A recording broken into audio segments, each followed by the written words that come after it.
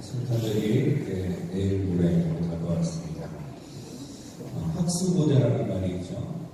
어떤 모양이냐면 학이 머리를 이렇게 빼고 이렇게 안타깝게 기다리는 그런 모습을 묘사하면서 학수고대라는 그런 사자성어가 생겼는데, 학수고대라는 것은 뭐 다른 것이 아니라 간절하게 기다리는 모습을 그래서 학수고대다라고 말하고 있습니다.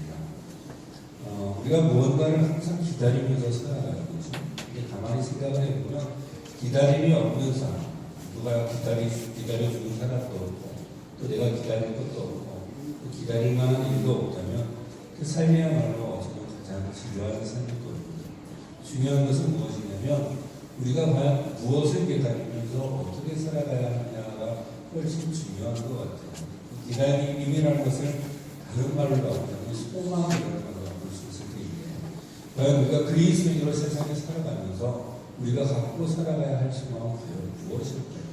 세상 사람들과 똑같이 그런 모습으로 일주일에 한 번씩 다가오는 휴일이라든가 또 1년에 한 번씩 돌아오는 휴가라든가 또 특별한 일들만 그런 것만을 기다리면서 살아가고 또 그런 것이라면 그리스도인의 삶이 과연 다른 세상 사람들과 다를 바가 전혀 없을 것 같아요. 그리스도에게 남겨져 있는 것들은 특별한 소망으로 믿으시기를 바랍니다.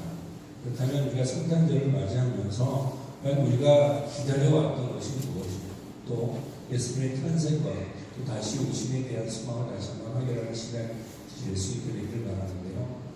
오늘날에 보면 정말 끊임없이 소문과 소문이 정말 하루 멀다하고 이런 소문 저런 소문, 좋은 소문도 있고 나쁜 소문도 있고요. 내가 기다렸던 소문도 있고 기다리지 못했던 소문도 있고 매스컴을 보면 좋은 소식보다는 나쁜 소식들이 훨씬 더 많은 것 같은 그런 세상을 살아가고 있는 것 같습니다. 그러한 가운데 우리가 그리스도를 소망할 수 있는 것은 오직 살아계신 그런 예수 그리스도에 대한 소망밖에 없는 줄로 믿습니다. 이 세상에 속한 것이 아니다. 세상 사람들이 이 세상을 좀 더 살기 좋게 만들기 위해서 무언가 노력을 하지만 그렇게 오래된 노력에도 불구하고 세상은 점점 더 안 좋아집니다. 그래서 성경의 결론 부분에 가보면 요한계시록 22장 20절에 보면 이것들을 증언하신 이가 이르시되 내가 진실로 속히 오리라 하시거늘 아멘 주 예수여 오시옵소서 하면서 그리스도인이 가져야 되는 궁극적인 소망이 바로 예수 그리스도의 오심을 기다리는 것이라는 것을 성경의 결론 부분에서도 이렇게 우리에게 표현하고 있다라는 겁니다. 성탄절이라는 것이 2000년 전에 우리를 위해서 오셨던 예수 그리스도의 탄생을 기념하는 날이기도 하지만 2000년대에 오셨던 그런 아기 예수보다는 우리에게 더욱더 필요한 것은 이제 다시 오실 예수님을 기다리는 모습으로 살아가는 것이 훨씬 더 중요하다는 것을 우리가 결코 잊지 말아야 할 줄로 믿습니다. 그렇다면 예수님께서 처음으로 이 땅에 인간의 모습으로 오실 때에 예수님을 기다렸던 그러한 사람들의 모습을 한번 돌아보는 것도 의미가 있을 텐데요. 오늘 나오는 시므온이라는 사람이 바로 그러한 사람 중에 한 명이었습니다. 예수님 당시 유대 상황을 보면 사회적으로 상당히 혼란한 상황이었습니다. 이스라엘과 남유다 왕국이 다 멸망을 당했다가 남유다 왕국의 이제 그 포로로 잡혀갔던 그 페르시아 제국의 고레스 왕이 허락을 해줘서 유대인들이 예루살렘으로 돌아와서 성전을 복원하고 그렇게 했지만 나라 자체가 회복되지 못했어요. 처음에 성전을 짓고는 자기들 나름대로 그래도 다시는 우상을 숭배하지 않고 하나님만 섬기고 열심히 살아보겠다라고 했지만 사실 그 400년 동안이라는 기간 동안 아무런 하나님의 음성도 듣지 못한 그 상황 속에서 이 유대인들은 생각보다 심각하게 타락하게 됩니다. 그러니까 하나님을 섬긴다라는 모습을 가지고 제사장들, 거기 성경에 나오는 사두개인들, 서기관들 이런 사람들이 자기들의 종교적인 권력을 가지고 사람들의 모습을 이렇게 부패하기 쉽지 않아요. 이렇게 부패해집니다. 종교 권력을 가지고 백성들의 것을 뜯어먹어요. 나라는 로마라는 나라의 속국이 되어가지고 그 로마의 지배를 받으면서도 종교적 지도자들은 그런 백성들을 위로하지 못하고 이 백성들 것을 뜯어먹고 있다는 거죠. 그러한 상황 속에서 하나님의 말씀으로 돌아가자라는 그런 운동을 벌였던 사람들이 바로 바리새인들이었습니다. 그러니까 종교적인 정치적인 그런 타락 속에서 원래 원칙대로 돌아가자라는 바리새인들이 일어났는데 그러한 가운데 상당히 첨예하게 대립하고 있는 그런 상황 속에서 예수님께서 탄생하시는 그런 분위기가 되었다는 거예요. 근데 예수님 당시 그런 타락상과 또 그렇게 첨예하게 대립하고 있는 그런 상황을 위해서 어쩌면 오늘날의 사회적인 정치적인 상황하고 비슷하지 않을까 이렇게 생각을 해봅니다. 몇 년지 않은 것 같아요. 그러니까 한 20년 전, 30년 전 제가 어렸을 때만 해도 물론 이제 양쪽은 있었죠, 그죠? 좌파, 우파가 있었고 대립하고 있었지만 대한민국 사회가 또 세계적으로도 이렇게 양극단으로 심하게 양극화된 것은 가장 최근의 일인 것 같아요. 너무나 심하게 갈라져 있어가지고 이것을 어떻게 도대체 모아야 될까? 잘 놀고 잘 지내다가도 정치 얘기가 나오면 싸움이 나고 난리가 나는 거지. 지금 현재 대한민국 상황이 되어져 있는데 그러한 상황 속에서도 불안한 그런 국내적 정세가 지속되고 있는 것을 보고 있습니다. 중국도 흔들거리고 미국도 흔들거리고 미국은 예전보다 나아졌다 그러지만 정치적인 어려움은 여전히 그런 가운데 있고 또 팔레스타인 땅과 중동의 갈등들은 언제 터질지 모르는 그런 화약고 같은 상황은 여전합니다. 유럽도 마찬가지입니다. 근데 그러한 상황 속에서 우리는 기다려야 할 분은 예수님밖에 없다는 것을 분명한 줄로 믿습니다. 이 시므온이라는 사람이 그랬던 것 같아요. 그러니까 바리새인들은 바리새인들 나름대로 자기의 길을 걸어가겠다라고 하나님의 말씀 중으로 돌아가겠다고 율법 중심으로 돌아가겠다고 하고 또 타락한 정치인들 또 종교인들은 자기들 나름대로 자기 길이 옳다라고 그렇게 살아가는 상황 속에서 이 시므온이라는 이 늙은 사람은 이 노인은 그런 당시 혼란한 사회적 상황과 상관없이 메시아를 간절히 기다리던 사람이었다는 성령의 주요 요점이 메시아가 오셔서 이 모든 것들을 회복시키실 것이다라는 것입니다. 오늘 보면 25절에 보면 예루살렘에 시므온이라 하는 사람이 있으니 이 사람은 의롭고 경건하여 이스라엘의 위로를 기다리는 자라 이렇게 말씀하고 있는데요. 사랑하는 성도 여러분, 우리도 이렇게 혼란한 사회 속에서 시므온처럼 하나님의 위로를 기다릴 수 있는 그런 성도들이 되시기를 주님의 이름으로 축원합니다. 그래서 오늘 말씀은 메시아를 기다리는 시므온이라는 이런 제목을 가지고 우리가 과연 이 시대를 살아가면서 무엇을 기다리면서 어떻게 살아가야 할 것인가라는 태도를 한번 배워보기를 원하는데요. 메시아를 기다리는 시므온 첫 번째는 그는 의롭고 경건한 사람이었다는 것입니다. 오늘 보면 25절에 보면 예루살렘에 시므온이라 하는 사람이 있으니 이 사람은 의롭고 경건하여 라는 말이 강조되고 있다는 것이죠. 사랑하는 성도 여러분, 우리도 메시아를 기다리는 성도들이라면 의롭고 경건한 사람들이 되시기를 주님의 이름으로 축원합니다. 의롭고 경건하다는 것이 과연 어떤 뜻인지 우리가 먼저 한번 살펴봐야 되는데요. 의롭다라는 것은 영어로 just라는 말로 표현되어 있고 경건하다는 말은 영어로 devote라는 단어로 표현되어 있는 것을 볼 수 있습니다. just라는 것은 여러 가지 뜻이 있는데 그 중에서 공정하다, 또 올바르다, 순수하다라는 그런 의미를 갖고 있는데 여기서 의롭다는 말을 할 때 just는 아마 순수하다는 말이 좀 더 강조되어 있는 것 같아요. 그리고 devote라는 것은 독실하다라는 말로 표현되어 있는 것을 볼 수가 있는데 원칙적으로는 이 세상에 그 누구도 의로운 사람은 없습니다. 의인은 없나니 단 한 명도 없나니라고 성경은 분명하게 언급하고 있거든요. 그럼에도 불구하고 하나님께서 의롭다라고 말할 수 있는 그런 사람은 누구냐면 성경적인 의견은 그 하나님의 의로움에 기대어 있는 믿음의 사람이라고 믿으시기를 바랍니다. 그러니까 원칙적으로 사람은 의롭지 않아요. 오직 의로운 것은 하나님밖에 없다라는 겁니다. 그러나 순수한 마음을 가지고 내가 죄인인 것을 인정하고 하나님을 믿는 사람들이 의롭다라고 하나님께서 인정해 주신다는 것입니다. 성경 로마서 4장 3절에도 보면 성경이 무엇을 말하느냐? 아브라함이 하나님을 믿음에 그것이 그에게 의로 여겨진바 되었습니다.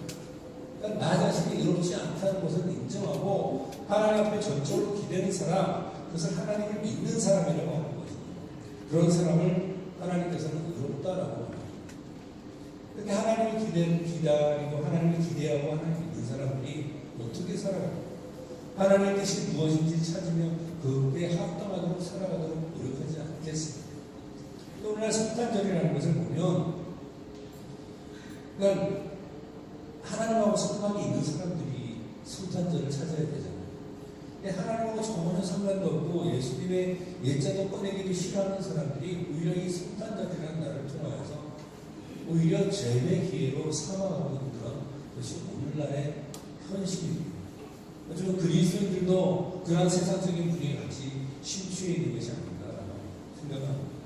의롭고 경건하다는 것은 하나님을 믿고 그 믿음 가운데 살아간다는 말이에요.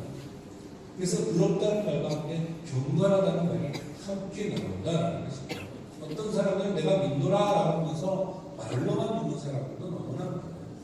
그러나 믿음이라는 행동을 반드시 동반하는 줄로 믿으시기를 바랍니다. 이것은 율법적인 완전함을 말하지 않아요. 율법의 행위로 그 사람이 의롭다 할 사람이 아무도 없다고 생각은 선언하고 있거든요. 그러나 믿음의 사람이라면 그 믿음이 반드시 하나님 앞에 우리의 행함으로 증명되는 줄로 믿으시기 바랍니다. 다시 한번 말하자면 그 행함은 율법적으로 완전한 행함을 말하지 않아요. 그러나 내가 할 수 있는 한도 내에서 최선을 다하여 하나님의 의를 행하고자 하는 노력을 하면서 살아가는 사람들이 믿음의 사람입니다. 야고보서 2장 22절에 보면 내가 부모니와 믿음이 그의 행함과 함께 일하고 이렇게 말씀하고 있어요. 23절에 보면 성경에 이른바 아브라함이 하나님을 믿으니 이것이 의로 여기셨다는 말씀이 이루어졌고 아브라함은 하나님을 믿고 하나님의 뜻을 행하고자 몸부림쳤던 사람이었다는 것을 우리는 알 수 있다는 것입니다. 사랑하는 성도 여러분, 우리가 메시아를 기다리는 사람들이라면 시몬처럼 의롭고 경건한 성도들이 되시기를 주님의 이름으로 축원합니다.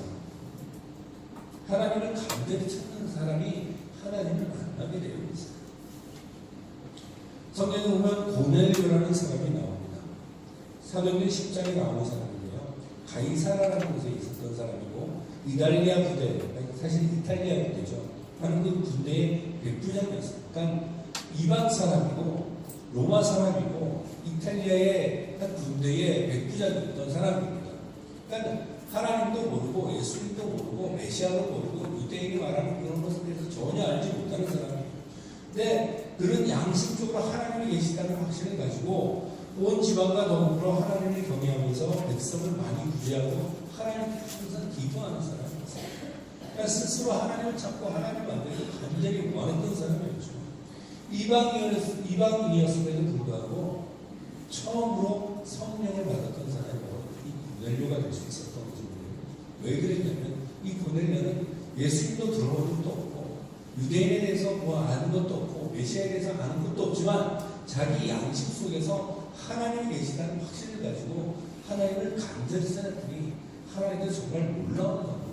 성경이 기록되어 있어요. 베드로를 시켜가지고 천사를 보내간 고넬료를 통해서 들어보지도 못했던 베드로를 찾아가서 베드로를 데리고 오라고.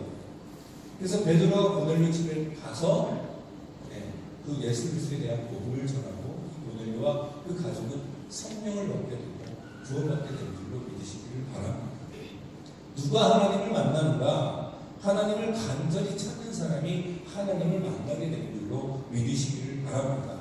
잠언 8장 17절에 말씀하고 있어요. 나를 사랑하는 자들이 나의 사랑을 이루며 나를 간절히 찾는 자가 나를 만날 것이니라.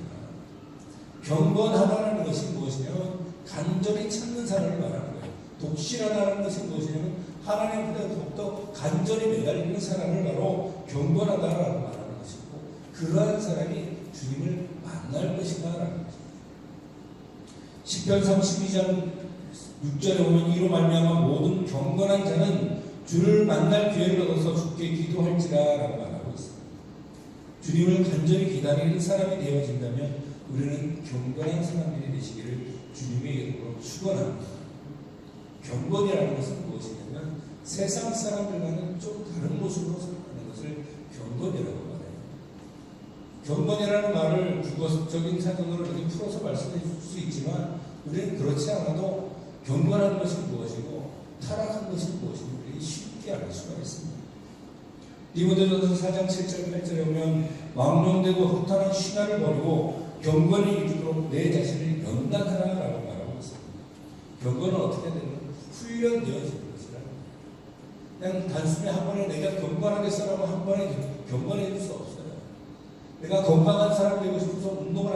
한 번에 운동을 잘하는 사람이 될 수 없다는 거죠. 다이어트를 시작하면 뭔가 그 다이어트를 해서 매일 꾸준히 뭔가를 해서 살이 빠지는 것처럼 운동을 하는 것도 매일 뭔가 열심히 해서 훈련돼서 운동을 잘할 수 있게 되어지는 것처럼 경건이라는 것도 한 번에 되지 않지만 매일매일 연습하고 그것을 훈련할 때 경건한 자들이 될 수 있는 줄로 믿습니다.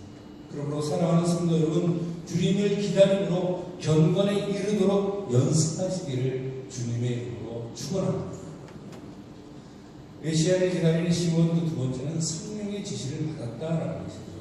그러면 26절에 보면 그가 주의 그리스도를 보기 전에는 죽지 아니하리라 하는 성령의 지시를 받았다라는 거예요. 이 말씀이 무엇이냐면 시몬은 지금 나이가 들어서 지금 오늘 내일 하는 사람이에요. 말하자면 언제 죽을지 몰라요. 그런데 뭐라고 주님께서 말씀하셨냐면 내가 메시아를 보기 전에는 죽지 아니하리라고 말씀하고 있어요. 그러니까 지금 자기가 살기가 힘들고 너무나 부담스러운데 이 말씀 믿기가 쉽지가 않겠죠. 그러나 성령께서 하시는 말씀이기 때문에 믿었다라는 것. 그것은 무엇이냐면 하나님의 말씀을 믿는 신앙을 말하는 것입니다. 사랑하는 성도 여러분, 우리가 메시아를 기다리는 시므온과 같은 사람이라면 하나님의 말씀을 믿으시기를 주님의 이름으로 축원합니다. 오늘 본문 중에 보면 성령이 그 위에 계시더라라고 말하고 있습니다. 이렇게 경건한 사람이 될 수 있는 필수 조건이 무엇이냐면 성령은 선택사항이 아니라 필수 상황이라는 것이죠. 어디에 가면 뭐 성령 받아라라고 말하고 이제 성령을 받았다가 떠났다가 하는 것처럼 말하기도 하지만 사실은 그리스도인이 성령 없이는 할 수 있는 것은 아무것도 없어요. 교회는 성령님과 함께 움직이기 때문에 그렇습니다. 제자들도 성령이 임하기 전에는 아무것도 하지 못했습니다. 예수님께서 말씀하셨죠. 오직 성령이 너희에게 임하시면 너희가 권능을 받고 성령이 임하시면 그제서야 그들이 권능을 받고 예루살렘과 온 유대와 사마리아와 끝까지 이르러 주님의 증인이 될 수 있었다는 거죠. 우리가 경건한 제자가 되기 위하여서 무엇을 해야 되냐면 먼저 성령을 받아야 된다. 사랑하는 성도 여러분, 우리도 시므온처럼 성령께서 우리 위에 항상 머물러 계시는 성도들이 되시기를 주님의 이름으로 축원합니다. 성령 받아야 돼요. 예수님을 믿어야 된다는 말이에요. 우리 도대체 오늘날 무엇을 믿고 어떻게 살아가야 할 것인가라는 고민을 하면서 살아가야 되는 그런 위치에 놓여 있습니다. 세상에 속이는 것들이 너무나 많아요. 소위 말하는 가짜 뉴스라는 것이 세상에 엄청나게 넘쳐나요. 증거사 찌라시부터 시작을 해서 요즘은 매스컴에 나오는 TV에 나오는 뉴스부터도 저게 진짜인지 가짜인지 판단하기가 참 너무나 어려워요. 세상에 너무나 많은 그런 정보의 홍수 속에서 다양한 정보가 존재하는데 오늘 이렇게 얘기하는 것이 내일은 이렇게 얘기하고 막 그런단 말이에요. 도대체 무엇을 믿고 어떻게 살아가야 됩니까? 각각의 다른 관점에 각각의 자신의 옳음만이 존재하고 있습니다. 그런데 우리가 기억해야 되는 것은 무엇이냐면 쌍립할 수 없는 그런 논리가 분명히 존재하고 하나가 옳은 하나는 틀릴 수밖에 없는 그런 진리라는 것이 존재한다는 것입니다. 그러면 우리는 도대체 무엇을 믿고 살아가요? 하나님께서 우리에게 기록된 말씀 주시를 감사하시기를 주님의 이름으로 축원합니다. 그거밖에 우리에게 기준이 없어요. 성경에 보면 예수님께서 우리 신앙을 집짓는 것과 묘사를 많이 하시는데 예수님께서 무엇을 말하냐면 모래 위에 지은 집과 반석 위에 지은 집에 대해서 말했어요. 예수님께서 하신 말씀을 보자면 나의 말을 듣고 행하지 아니하는 자는 그 집을 모래 위에 지은 어리석은 사람 같다라고 말씀하셨어요. 이 말씀 우리가 유의해서 들어야 돼요. 그러니까 반석에 집을 세운 것을 말씀 위에 세운 것이다라고 해서 말씀 자체를 강조합니다. 맞습니다. 하나님 반석 위에 집을 세운 것은 주님의 말씀 위에다가 집을 세운 것이 맞아요. 근데 그것은 모래 위에 집을 세운 사람은 마찬가지예요. 하나님의 말씀을 듣지 못했느냐? 아니요, 들었어. 근데 듣고도 어떻게 했습니까? 행하지 않았다. 세상에 그런 많은 정보들 가운데서 하나님의 말씀도 분명히 같이 있습니다. 사람들은 하나님의 말씀도 듣고 세상 사람들의 말도 듣고 이것도 듣고 저것도 듣고 다 들어요. 그러면 하나님 말씀하고 세상의 이야기가 충돌하면 무엇을 믿고 무엇대로 해야 믿으시길 바랍니다. 하나님의 말씀을 듣고도 내 생각이 먼저 앞서고 세상 사람들의 논리가 앞서서 그 가운데 살아가면 그것이 모래의 새로운 집이 된다는 거예요. 하나님의 말씀을 들은 것보다 더 중요한 것은 무엇이냐면 하나님의 말씀을 들었다면 그 가운데 실천하게 되기를 주님의 이름으로 축원합니다. 사도 바울이 뭐라고 얘기했냐면 자기 딴에는 아주 열심히 움직였어요. 예수님을 알기 전에. 하나님을 위해서 아주 열심히 살았다. 교회에 성도를 갖다가 교회에다 갖다 바치는 것을 자기가 하나님을 위한 일인 줄 알았단 말이에요. 그리고 엄청난 지식을 많이 쌓고 있었던 사람이었습니다. 로마 시민권을 가지고 있으니까 로마 법에 대해서도 잘 알고 있었고 바리새인이었으니까 율법에 대해서도 잘 알고 있었고 그것을 다 지키면서 살아가던 사람인데 그 사도 바울이 예수를 만난 이후에 뭐라고 얘기하냐면 자기가 이전에 알던 지식을 배설물과 같이 해요. 그렇게 열심히 해서 사람을 갖다 잡아서 공에 갖다 맞추는 사람이 그런 짓들이 이제는 배설물과 같다라고 말합니다. 시므온은 하나님의 말씀 들은 그대로 믿었던 사람입니다. 자기는 언제 죽을지 몰라요. 그리고 메시아가 태어날 것 같은 그런 분위기도 별로 느껴지지가 않아요. 그런데 하나님께서 뭐라고 했습니까? 네가 메시아를 보기 전에는 죽지 않으리라. 그 말씀을 믿었다는 거죠. 사랑하는 성도 여러분, 이 시대를 보면 하나님의 말씀이 성취되는 것 같죠. 근데 어떤 화면을 보면 하나님의 말씀이 거짓말인 것처럼 보일 때도 있어요. 그러나 사랑하는 성도 여러분, 그것이 하나님의 말씀이라면 세상의 논리가 아닌 기록된 하나님의 말씀 그대로 믿고 그대로 실천하는 성도들이 되시기를 주님의 이름으로 축원합니다. 말씀의 핵심이 무엇인지 여러분 아세요? 물론 성경은 모든 걸 다 포함하고 있습니다. 누구는 그러다 토탈 트러스라고 해요. 그래서 세상에 나오는 어떤 세상의 다양한 논리들을 성경에 비추면 거기서 다 캐낼 수 있다고 말을 하더라고요. 제가 봐도 그런 것 같긴 해요. 성경은 참 너무나 다양하고 놀라운 진리들이 많아서 그 가운데 여러 가지들을 이렇게 우리가 끄집어낼 수 있습니다. 미국의 헌법 같은 경우는 아예 처음부터 성경을 기준으로 해서 시작하는 법이기도 하고요. 그런데 성경이 말하는 핵심은 한 가지입니다. 그럼에도 불구하고. 그러면 책을 읽으면 앞에도 서론도 읽고 중간에 내용도 읽고 딱 읽지만 제일 중요한 건 어디 나옵니까? 끝에 결론을 내리자는 거죠. 성경도 마찬가지로 맨 마지막에 결론이 나옵니다. 결론은 성경의 결론은 무엇이냐면 예수께서 다시 오신다는 것이 성경의 결론인 줄로 믿으시기를 바랍니다. 요한계시록 22장 20절 제가 아까도 읽었어요. 이것들을 증언하신 이가 이르시되 예수님께서 이런 이야기 저런 이야기 쫙 다 하시고 성경의 66권을 통해 다 그런 말씀을 하시고 난 다음에 뭐라고 말하고 있냐면 내가 진실로 속히 오리라. 올 때는 눈 깜짝할 새에 오신다는 얘기예요. 이 속히라는 말이 예수님께서 이 말씀을 하실 때 막 그 시간으로 얼마 안 돼서 오신다 이런 얘기가 아니라 오실 때는 눈 깜짝할 새에 재빨리 오신다는 거예요. 시간을 두고 천천히 내려오시는 것이 아닙니다. 언제 오실지 모른다는 거죠. 그래서 요한은 뭐라고 얘기합니까? 아멘 주 예수여 오시옵소서. 이것이 성도들의 결론적인 태도인 줄로 믿으시기를 바랍니다. 우리는 예수님을 기다리며 살아가는 사람들이에요. 세상에 예수님을 믿는 사람들마다 각각의 이유가 다양하게 있어요. 다양하게 있어요. 처음 시작하게 되는 동기도 참 다양합니다. 어떤 사람은 자기 집이 다 예수님 믿는 사람이 할 수 없이 교회에 나오는 사람들도 있고요. 어떤 사람은 자기가 사업을 하다가 너무 힘들어서 이것도 해보고 저것도 해보고 안 되니까 하는 건 지푸라기로 잡아보는 심정으로 교회에 나오는 사람들도 있고 병 때문에 그러는 사람들도 있고 수많은 종교들이 있는데 그래도 현대인이라면 좀 교양이 있으려면 종교 생활을 좀 한번 해봐야 되지 않을까 싶어서 교회에 나오는 사람들도 있고 동기와 어찌됐든 좋습니다. 그러나 그 보편적으로 같을 수밖에 없다는 것을 우리가 또한 인정하게 되기를 바랍니다. 왜냐하면 성경이 그렇게 기록하고 이 혼란한 세상은 결코 천년만년 수억 년 지속되지 않습니다. 과학자들도 인정하는 거예요. 이 세상은 언젠가는 망하게 되어 있어요. 근데 결국은 죽음으로 끝나는 이 세상 속에서 부귀영화와 번영을 추구하는 신앙은 결코 옳은 신앙이 아닙니다. 물론 처음에 신앙생활은 그것 때문에 시작할 수도 있습니다. 그리고 하나님께서 그것을 통해서 하나님이 살아계시다는 것을 우리에게 확증시켜 줄 수도 있습니다. 그래서 그런 축복을 누릴 수도 있어요. 근데 우리가 신앙생활을 최종적으로 목적적으로 하는 것은 그러한 번영이 아니라는 거죠. 무엇입니까? 예수님께서 다시 오신다는 거예요. 시므온은 일평생을 살아가면서 예수님께서 반드시 오신다, 메시아가 오신다라는 그 믿음을 갖고 살아왔던 것이 시므온이었다는 거죠.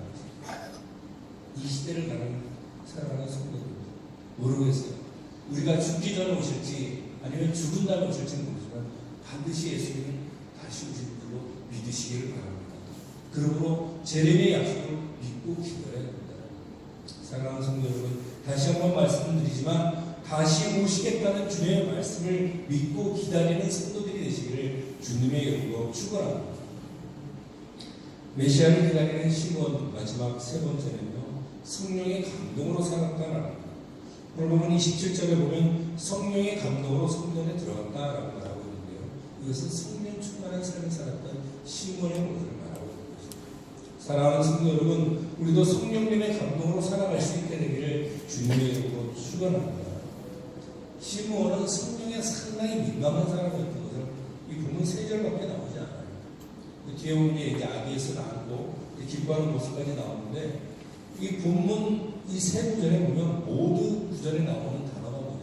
성령이라는 단어. 그러니까 그만큼 성령에게 민감하게 반응했던 사람이라는 거죠. 그리스도를 믿는 사람이라면 누구나 성령을 선물로 받는 줄로 믿으시길 바랍니다. 예수님을 믿으면 그 순간 성령께서 우리 안에 들어와요. 그러니까 성령을 받았느냐 하는 것과 성령 충만한 것은 별개의 문제예요. 성령께서 예수님을 믿는 순간 우리 안에 들어왔으면 그 음성에 민감하게 귀를 기울여야 되는데 그러지 못하는 사람들이 너무나 많다는 거예요. 그래서 주님께서는 우리에게 성령 충만을 명령하고 계십니다. 에베소서 5장 18절 말씀, 술 취하지 말라 이는 방탕한 것이 이 오직 성령으로 충만함을 받으라. 여기서 술 취하지 말라는 말이 중요한 것이 아니라 성령으로 충만하라는 말이 훨씬 더 중요한 말입니다. 명심하게 되기를 바랍니다. 사랑하는 성도 여러분, 성령으로 충만해지시기 주님의 이름으로 축원합니다. 그렇다면 성령 충만은 과연 무엇일까요? 우리가 오늘날을 살아가면서 한국교회에 퍼져 있는 그런 분위기들 때문에 성령 충만에 대해서 사실 오해하는 경우가 참 많아요. 뭐냐면 영적인 은사, 영적인 선물이 많은 것을 성령 충만으로 오해를 한단 말이에요. 근데 이러한 문제는 벌써 고린도 전서에서 다 사도 바울이 얘기했어요. 고린도 교회에 영적인 선물들이 엄청 많았어요, 은사. 근데 고린도 교회 성도들이 성령 충만한 사람들이었을까요? 고린도 교회는 문제가 엄청나게 많았던 거예요. 오히려 그런 것들을 하나로 합치지 못해서 서로 분열하고 싸우고 난리가 나고 우리가 세상 사람들이 보기에도 추접해 보이는 그런 일들을 했던 사람들이 고린도 교회 성도들이었어요. 그러니까 오늘날 교회를 가지고 고린도 교회와 같아 이렇게 말하는 사람들이 참 많은데요. 성령으로 충만하면 방언으로 기도하거나 혹은 뜻이나 예언의 은사가 있거나 신유의 은사가 있거나 이러한 심리적인 것을 가지고 성령 충만이라고 말하지 않습니다. 하나님께서는 영적인 분이기 때문에 성령님의 은혜를 통해서 그러한 능력도 주실 수 있는 줄로 믿습니다. 저도 개인적으로 참 많고요. 없다는 게 아니에요. 하나님은 영적인 분이기 때문에 그 어떠한 심리적인 것들도 필요하다면 그렇게 해주시는 분이에요. 그런데 그런 것들 다 하면서 세상 속에서는 세속인들보다 못한 도덕적 기준을 가지고 살아가면 그것이 과연 성령 충만이라고 말할 수 있느냐? 교회 와서는 거룩한 척하고 방언으로 기도하고 막 이런저런 걸 내가 기도해보니까 너가 이런 것들이 보여라고 말하면서도 세상 속에서는 세상 사람들보다 더 못하게 살아간다는 거예요. 그거는 결코 성령 충만이 아니에요. 성령으로 충만하다는 것은 성령의 양이 가득 차 있다는 거예요. 가득 차 있는 것은 흔들면 그것이 흘러 넘치게 되어 있어요. 이 컵에 물로 충만하게 됐다면 저희 흔들면 어떻게 될까요? 물이 쏟아져요. 성령으로 충만한 사람은 그 앞에서 쫙 흔들면 뭐가 나와요? 성령님의 말씀이, 성령님의 생각이, 성령님의 능력이 혹은 성령님의 인품이 그 사람 앞에 흘러나오는 것이 바로 성령 충만한다. 내 생각으로 가득 차 있는 것이 아니라 성령님의 생각으로 가득 차 있는 것이 바로 내 생각은 저 한쪽으로 뻗고 성령께서 나에게 주시는 마음과 양심을 가지고 살아가는 것, 그것이 성령 충만합니다. 그래서 성령은 다른 말로 무엇으로 표현하냐면 말씀으로 충만한 것이 성령 충만이라고 성령은 말씀하고 있습니다. 말씀의 능력으로 살아가는 것을 말하는 거예요. 근데 어떤 사람들은 말씀으로 충만한 것이 성령으로 충만한 것이다 라고 말하니까 말씀을 지식적으로 많이 하는 것을 성령 충만인 줄 알아요. 그런 이야기 아닙니다. 예수님 이제 막 믿기 시작하는 사람들은 성령 충만할 수 없거든요. 근데 예수님 막 믿기 시작하는 성령을 별로 모르잖아요. 그게 아니라 지식적으로 많이 하는 걸 얘기하잖아요. 지식적으로 많이 하는 건 성령학자들, 그리고 안티크리스찬들도 성령을 그렇게 많이 하요. 근데 뭐들 안 살아갑니까? 성령 말씀대로 살아가지 않아요. 성령으로 충만하다는 것은, 말씀으로 충만하다는 것은 무엇이냐면 말씀의 능력으로, 다시 한번 말씀드리자면 말씀의 가르침대로 살아가는 것을 성령 충만하다고 말합니다. 제가 예전에 비교해서 말씀을 드린 적이 있어요. 에베소서 5장 18절 이하 말씀하고 골로새서 3장 16절 말씀 이하가 평행 구조로 되어 있습니다. 평행 구조라는 건 뭐냐면 비슷한 구조라는 거예요. 여기서 단 한 가지 차이가 있는데 뭐냐면 에베소서는 성령으로 충만하라고 명령하고 있고 골로새서는 말씀이 너희 속에 풍성히 거하며 이렇게 말씀합니다. 그의 아름은 똑같아요. 시와 참며 신령한 노력으로 서로 화답하고 그 다음에 우리의 삶을 도덕적으로 바르게 살아가는 거예요. 가정생활이 원만한 걸 말합니다. 어떤 목사님이 그러더라고요. 하나님의 말씀이 우리 안에 워크인 됐으면 이것이 워크아웃 돼야 되는데 우리의 삶이 말씀 들어와서는 그것이 밖으로 드러나야 되는데 그 삶의 가장 첫 번째가 무엇이냐면 가정생활을 바르게 한다는 거예요. 근데 성경을 보면 하나님을 찬양하고 그 다음에 뭐냐면 아내와 남편 관계가 나오고 부모와 자식 관계가 나와요. 우리가 하나님의 말씀을 충만하다면 우리 가정을 또 화목하게 되기를 주님의 이름으로 축원합니다. 교회를 열심히 하는 것 이상으로 가정에도 우리가 봉사할 수 있는 사람들이 되시기를 주님의 이름으로 축원합니다. 성령으로 충만하다는 것은 말씀 가운데 풍성히 거하면서 그 말씀대로 살아가는 것을 말한다는 것이죠. 성탄절을 맞이하면서 다시 오실 주님을 우리가 다시 한번 기다리게 되길 바랍니다. 2000년 전에 오셨던 그 예수님께서는 이미 십자가를 지고 돌아가시고 다시 부활하신 이후에 그 능력으로 믿음으로 우리를 이미 구원해 주신 줄로 믿으시길 바랍니다. 지금 하나님 우편에 앉아 계셔서 우리를 위해서 교훈해 주고 계시잖아요. 주님께서 분명히 우리에게 약속하신 것처럼 우리를 위해 그 거처를 예비하는 우리에게로 다시 와서 우리를 주님께로 영접하시겠다고 하는데 그 다시 오실 주님을 기다리는 삶이 그리스도의 삶임을 믿으시길 바랍니다. 종말 신앙을 가지고 살아가라는 거예요. 그런데 어긋난 종말 신앙의 표현들이 있어요. 수년 전부터 몇십 년 됐죠. 한국 교회에 막 그런 종말론들이 막 유행을 하면서 어떤 일들이 벌어지시면 예수님께서 곧 오십니다. 보면서 주변에 보면 수많은 표현들이 막 보이거든요. 이스라엘이 독립을 하지 않나, 성전도 막 세우려고 그러는 것 같고 세상 돌아가는 일들로 성경에 있는 일들이 막 나오는 것 같으니까 예수님께서 다시 오십니다 라고 하면서 어떻게 합니까? 일상생활을 포기하면서 교회 생활에 다 모든 걸 다 올리네요.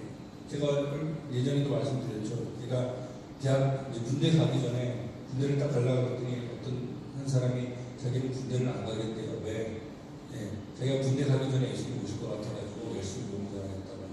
그래, 너는 그렇게 해라. 나는 군대 갔다 와서 예수님 하겠다 했는데 일상생활을 포기하라는 말이 결코 아니다라는 거예요.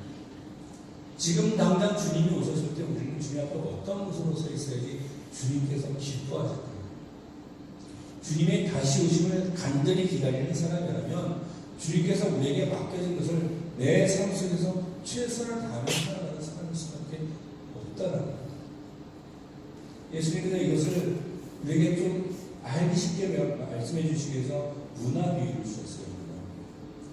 종들이 10명 있는데 10명에게 각 하나씩 다 나눠줍니다. 그리고는 뭐라고 그러냐면 내가 왕권을 가지고 가서 받아가지고 다시 내가 왕이 되어 올 거야. 근데 올 때까지 그거 가지고 장사하라고 말씀하셨어요.